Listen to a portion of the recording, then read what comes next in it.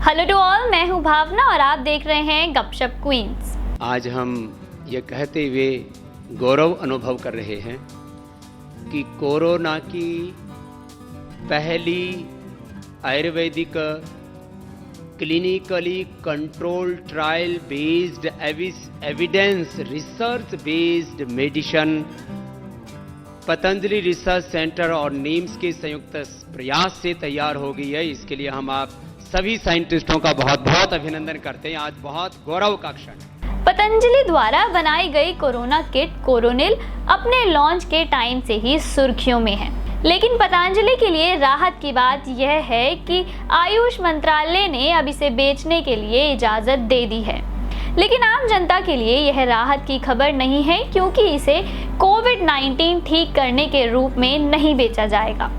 केंद्रीय आयुष मंत्रालय ने बुधवार को कहा कि इसे केवल इम्यूनिटी बूस्टर के रूप में ही बेचा जाएगा।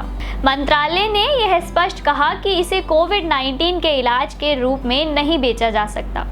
तो अगर आप अपना इम्यून सिस्टम बेहतर करना चाहते हैं तो ज़रूर ये दवा लें, लेकिन कोविड-19 के उपचार के लिए यह दवा कारगर नहीं है।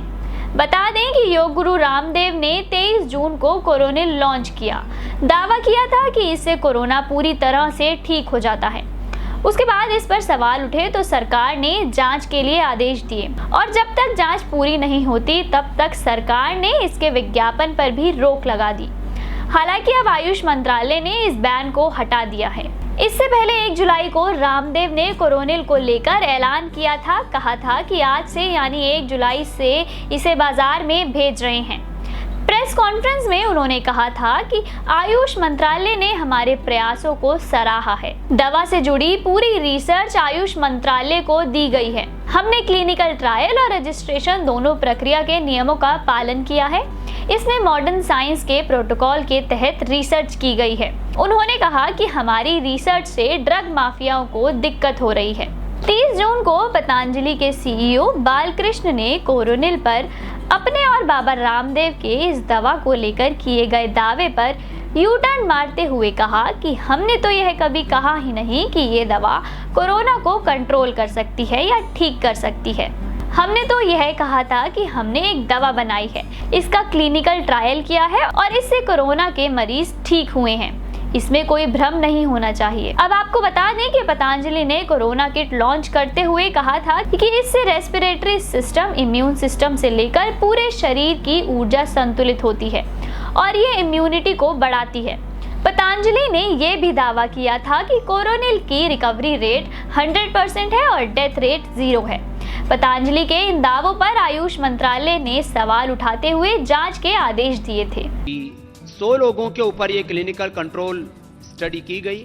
इसका डिटेलिंग डॉक्टर तोमर जी अभी मेरे बाद प्रस्तुत करेंगे। 95 रोगियों ने उसमें भाग लिया। सबसे बड़ी बात ये थी, 3 दिन के अंदर 69% रोगी उसमें रिकवर हो गए, अर्थात पॉजिटिव से नेगेटिव हो गए। यह इतिहास की बहुत बड़ी घटना है। 7 दिन के अंदर 100% रोगी नेगेटिव हो गए। ये बहुत बड़ी बात। योग गुरु रामदेव और आचार्य बालकृष्ण और 4 अन्य लोगों के खिलाफ कोरोनिल को लेकर जयपुर में एफआईआर दर्ज भी की गई है। एफआईआर में इन सभी पर भ्रामक दावे करने का आरोप लगा है। वहां भी आरोप लगा था कि गलत और भ्रामक दावा करके उन्होंने लाखों लोगों की जिंदगी खतरे में डाली है। और अब अंत में मैं बता दूं कि इंडियन साइंटिस्ट द्वारा यह दावा किया जा रहा है कि इस साल के अंत तक या उससे कुछ पहले कोविड-19 की वैक्सीन बन जाएगी। जब तक आप सभी लोग अपना इम्यून सिस्टम बेहतर करने के लिए पतंजलि की कोरोनिल ले सकते हैं या फिर किसी अन्य तरीके से अपना इम्यून सिस्टम बेहतर कर सकते हैं। ऐसे ही लेटेस्ट अपडेट्स के लिए देखते रहें गपशप क्वींस और अपना व अपनों का ध्यान रखें।